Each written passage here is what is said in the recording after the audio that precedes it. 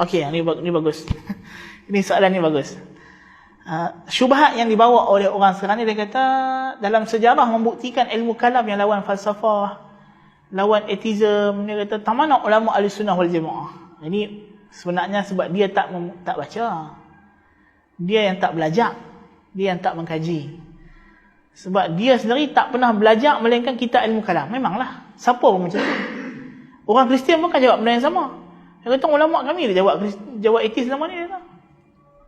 Betul tak? Kalau kita tengok yang jawab etis zaman kita sekarang, new atheism, bukankah yang jawab tu ulama-ulama Kristian, William Craig, Anthony Flew, bukankah mereka ni yang duk rawat bantahan dari segi sains, yang membantah teori Darwin dan apa semua?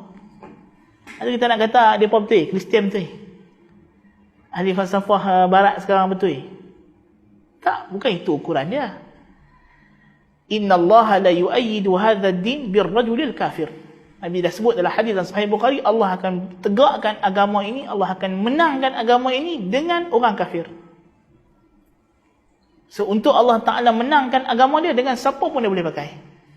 Dia tak terikat dengan ahli sunnah saja, dengan ahli kalam saja. Tak, dari segi Allah Ta'ala dia tak terikat, dia infinity. Tetapi dari segi kebenaran terhad. Al-haqqu min rabbika. Kebenaran datang daripada Tuhan kamu saja. So kita bercerita tentang kebenaran, bukan tentang jasa. Jasa ni semua orang boleh bagi jasa.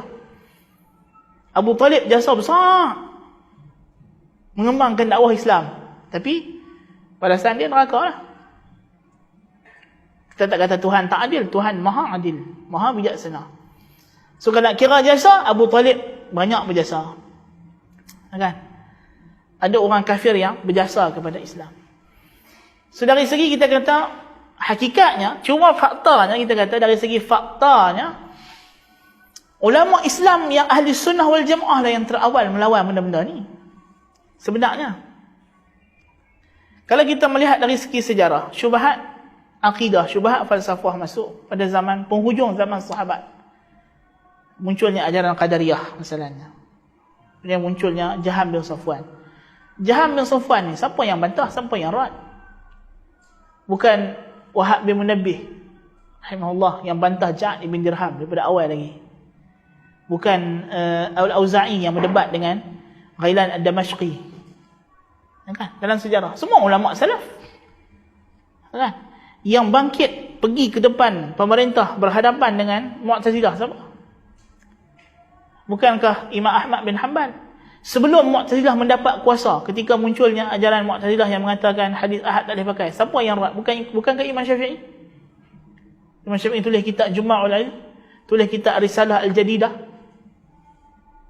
Imam Syafi'i, bukankah Imam Syafi'i orang pertama yang berdebat dengan Ibrahim bin Ulayyah, salah seorang ulama Mu'tazilah yang ingkar hadis ahad, diingkar dalam majlis Syafi'i. Bukankah Imam Syafi'i yang berdebat dengan Bishr Al-Marisi? Mak dia panggil Imam Syafi'i, dia kata, "Hai Syafi'i, mai tengok kawan kau ni dah sesat."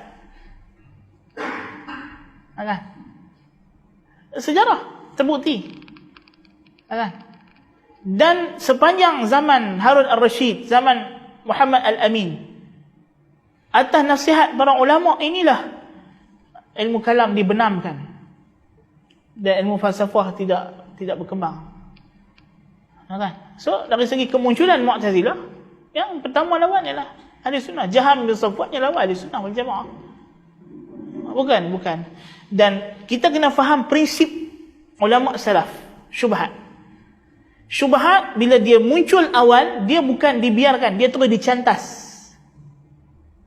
So datang Jaham bin Safwan, tangkap, bunuh terus, jangan tunggu lagi. Bukan kita nak suruh dia main kita buat main debat, bukan. Ini bukan cara salaf.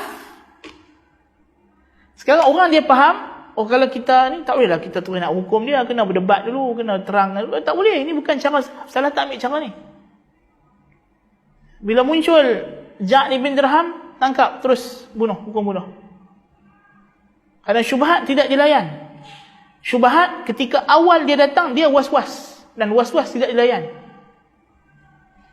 Kecuali setelah kemudiannya bila dia dah merebak, dengan kehendak Allah Ta'ala, dengan masyiah Allah dia merebak, maka barulah ulama menulis kitab, membantah, menjawab. Imam Ahmad tulis kitab rad, Ad-Darimi tulis kitab rad, dan yang paling kemuncaknya di zaman Ibn Taymiyah rahimahullah ta'ala. Even dengan orang Nasrani pun kita kena faham, ulama salaf, debat ini bukan cara untuk kita sebarkan agama Islam. Debat ni adalah untuk merungkai syubhat pada waktu tertentu sahaja. Atau ulama kata, perintah untuk memerangi orang kafir, menghapuskan, memansuhkan suruhan untuk berdebat dengan mereka. Itu yang difahami oleh ulama salaf. So di zaman awal Islam, ketika adanya jihad, tidak ada keperluan untuk kita panggil orang Nasrani, Kristian buat dialog, debat, ni tak ada keperluan. Ni bukan caranya, ni bukan cara dakwah. Kita sekarang ni dah ada satu kefahaman salah dalam ilmu dakwah. Dia kata kalau nak ajak orang masuk Islam, mana kita pergi debat dengan dia. Bukan. Debat kalau dia datang syubhat. Sebab Allah Ta'ala kata, ud'u ila sabili rabbika bil hikmah wal mau'izatil hasanah wajadilhum billati hiya ahsan. Mujadalah ini ialah peringkat untuk defend, bukan untuk menyampaikan. Bukan untuk menyampaikan. So dakwah Islam tersebar dengan tentera-tentera mujahidin yang pergi ke Byzantine, pergi mana ni semua ni, bawa Islam. So ini cara dakwah yang disuruh oleh Allah Ta'ala dengan jihad. Tentera-tentera ni bukan pergi bunuh orang, dia pergi untuk menyampaikan Islam. Itu maksud mujahidin datang. Bukannya dia datang nak bunuh orang, nak rampai harta benda orang. Bukan. Kita sekarang ni terfaham dalam sejarah seolah-olah macam tentera mujahidin ni datang, dia pergi itu macam tentera penjajah British menjajah tanah Melayu, atau macam Portugis mai. Bukan. Mereka pergi untuk menyebarkan Islam, untuk menerangkan Islam. Kalau mereka sanggup nak masuk Islam, alhamdulillah. Kalau tak sanggup masuk Islam, dia suruh bayar jizyah. Kalau tak sanggup juga, barulah diperangi. Kan? Dan bila diperangi, dihapuskan ketua-ketua mereka ini, orang kafir yang tertawan dalam perang ini akan dijadikan hamba, ataupun dijadikan rakyat negara Islam, kafir zimmah. Ketika itu akan sampai Islam. Kita tengok anak-anak murid Ibnu Abbas, semua ni asal kafir. Ikrimah masalahnya. Ikrimah maula, asalnya kafir, tawanan perang. Tapi berakhir sebagai ulama tafsir. Kan? Humran maula Uthman yang riwayat hadis sifat wuduk Nabi, asalnya kafir juga, hamba. Cara Islam sampai kepada orang kafir dengan realiti dia sendiri, tengok depan mata dia Islam tu macam mana. So mereka ni akhirnya semua pakat masuk Islam dengan sukarela. Atha' bin Abi Rabah apa semua. Kan? So kita kata itu cara dakwah Islam laku, dia praktikal, dia bukan dakwah dengan bentuk teori. Adapun kita pergi dakwah dalam bentuk teori, debat, huraikan masalah ilmiah, masalah saintifik, tak. Dia agama Islam ni agama praktikal, dia lebih praktikal. Syubhat maknanya praktikal. Syubhat ilmiah, syubhat teori ni datang kemudian. Ada keperluannya kita disuruh debat. Wala tujadilu ahlal kitab illa billati hiya ahsan. Jangan kamu berdebat dengan ahli kitab melainkan dengan cara yang terbaik. Bukan kita menafikan fungsi debat, ada fungsi debat, tapi dengan caranya. So macam zaman kita dah tak ada jihad, tak ada apa, ya adalah keperluan. Maka ulama zaman selepas-selepas itu adalah yang pergi berdebat dengan Kristian dan memang ada. Ibn Taymiyah banyak risalahnya, ada kitab Al-Jawabus Sahih liman baddala dinal Masih. Dia rawat orang-orang Kristian. Ada kitab Risalah Al-Qubrusiyah, dia rawat orang Kristian. So memang ada juhud ulama Islam membantah Kristian. Ulama Ahli Sunnah wal Jamaah ada, ulama Mu'tazilah pun ada. So dari segi zaman kemudiannya, ya betul. Adapun semata-mata pergi berdebat untuk menzahirkan kita ni hebat, tidak ada keperluan. Debat bukan cara untuk kita menyampaikan kebenaran. So ini kita kena faham, dia debat untuk in defend. Dan bukan natijah debat, lepas dah habis debat kita selfie sama-sama waktu masuk Instagram, tak. Debat kalau kita benda tu antara hak dengan batil, kalau dah ketegak juga setelah iqamatul hujjah, ya datang perintah Allah Ta'ala suruh mubahalah. Ataupun tindakan-tindakan yang sewajarnya dipulaukan ahli bid'ah dan sebagainya. Adapun debat dalam masalah fiqh yang mu'tabar, betul lah, lepas debat ambil dah selfie, tak ada masalah. Debat isu kunut subuh salahnya, tak apalah. Buh kopi seorang setiawan, buh karipap 3 biji, debat sambil-sambil relax, chill, tak ada masalah. Isu mu'tabar. Adapun isu akidah bukan itu cara dia. Lepas tu ulama ahli sunnah wal jamaah mereka berdebat dalam isu-isu fiqh. Sebab isu ni yang diperlukan. Isu akidah dia asalnya sejahtera. Telah diketahui, maklum, ni Quran sunnah macam ni sebut macam ni lah. Bukan asalnya kita debat dulu. Fiqh perlukan kajian, perlukan perincian.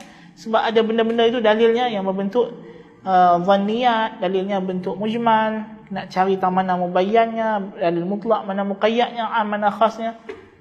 Akidah tak ada macam itu. Tabiat dia bukan macam itu. Yang Tuhan suruh kita cari perincian masalah ni, isu-isu fiqh.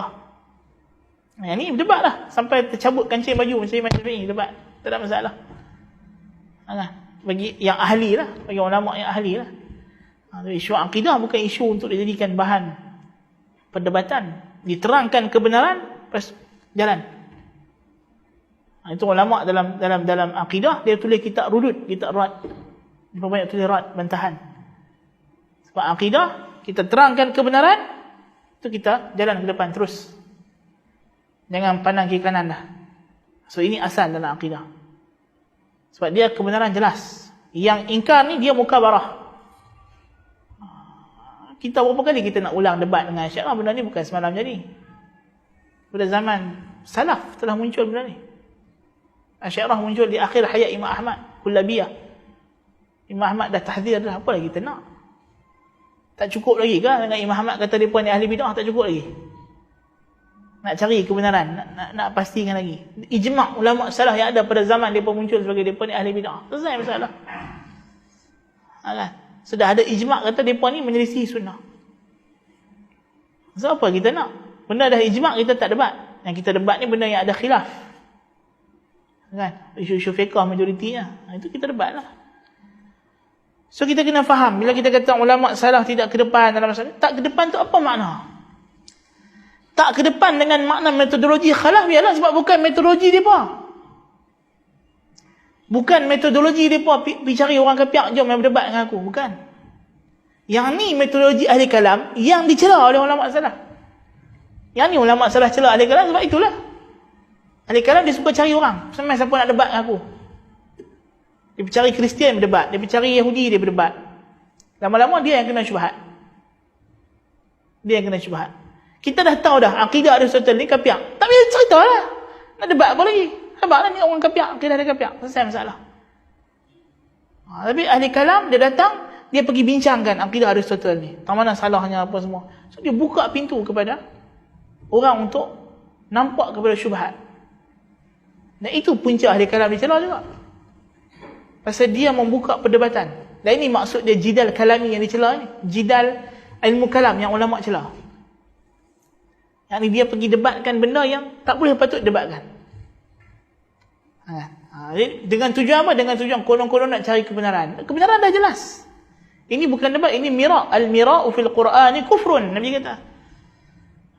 Berdebat dalam Al-Quran setelah jelas kebenaran, kufur. Itu dilarang ilmu kalam di antara puncanya sebab dia berpijak pada metodologi perdebatan. Kita kena debat dulu benda ni, betul kita buat keputusan. Lepas tu keputusan tu masing-masing. Hang pendapat hang, aku pendapat aku. Ini yang dicela. Adapun dalam isu-isu fiqh yang memang zanniyat, tak ada masalah. Yang ni fokus utama ulama ahli sunnah wal jamaah. Kan? So sekarang ni dia ada falasi pada dakwaan ni. Pertama dia nilai ulama salah dengan manhaj khalaf. Manhaj debat khalaf. So kita kata you nak tuduh ulama salah tak pergi berdebat, bukan, you tak boleh. Sebab depa ada prinsip larangan daripada syarak. Allah Ta'ala larang benda tu. Kan? Dan depa ada cara lain dalam dakwah. You tak boleh jadikan you punya uslub, you punya cara dakwah, you nak hukum ulama salah, maka ulama salah tak buat kerja, dia kata. Mana boleh gitu? Itu you punya sistem, you punya method, you yang pakai. Depa tak pakai method tu. Depa ada method lain. So dia tak boleh ukur Ulama salaf dengan metod khalaf. Dia ada metod dia. Kan? Tak ada pun ulama salaf yang pergi buat translation Al-Quran. Memanglah ulama salaf dia tak ada metod translation Al-Quran. Metod dia ajak bahasa Arab. Ulama salaf bila dia masuk Islamkan satu masyarakat, satu kaum, dia ajak kaum tu bahasa Arab sampai dia faham bahasa Arab, dia faham Quran. Itu metod ulama salaf. Macam nenek moyang kita orang Melayu dah masuk Islam lah. Kan? Bukan ada terjemahan Quran sangat zaman dulu. Lewat dah pun ada tafsir Quran dalam bahasa Melayu. Masa zaman orang Melayu orang masuk Islam dulu, kita belajar bahasa Arab. Kita faham kitab Arab. Kan? Kemudian bila nenek moyang yang bawah sikit, barulah ada kitab-kitab Jawi, terjemahan. Kan? So itu metod dia. So selagi boleh dikembangkan bahasa asal, diajaklah bahasa asal. Itu contoh, kita kata metod salaf. Kita kena faham. Dia tak ada celah pasal pun ulama salaf tak buat terjemahan Quran. Memang dia tak perlu, dia tak ada hajat terjemah Quran.